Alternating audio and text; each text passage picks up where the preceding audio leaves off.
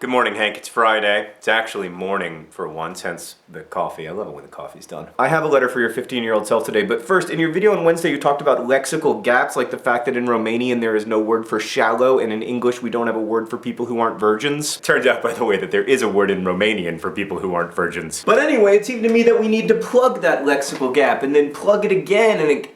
Sorry. It was jokes like that that won me a Prince Award. Anyway, Hank, as you pointed out on Twitter, the best antonym for virgin suggested in comments by far was verge out. But Hank, what the non-virgin lexical gap really made me think was that like our obsession with sexual purity is such that once you are no longer this thing, you are indescribable. Which is exactly what I want to talk to your 15-year-old self about. That won't be awkward. But first, also in Wednesday's video, you said... Also, dump your girlfriend. I don't know who your girlfriend is, I don't know how much you like her, but dump her right now. I'm calling Fran my girlfriend from when I was 15. Hi, you reached Fran. I'm sorry I missed your call. Ah! She called back!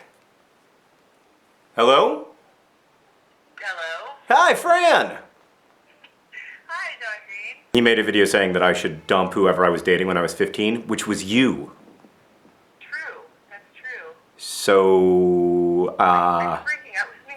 this is gonna be awkward for both of us. Because we're both married. True. But, I don't think it's gonna work out. No? Is it something I said? I mean, it's partly like you not being attracted to people of my gender. Oh my god, that's so true. That's true. Do you think we could still be friends? I think we could still be friends. You're always so nice about everything that that's going on in Nerdfighteria. It's very, I always notice when you like retweet me and stuff. It's really nice of you. I'm a big fan of Nerdfighteria. I feel like I am a nerd fighter. Well, she seemed devastated. Here's what I want to say, 15-year-old Hank.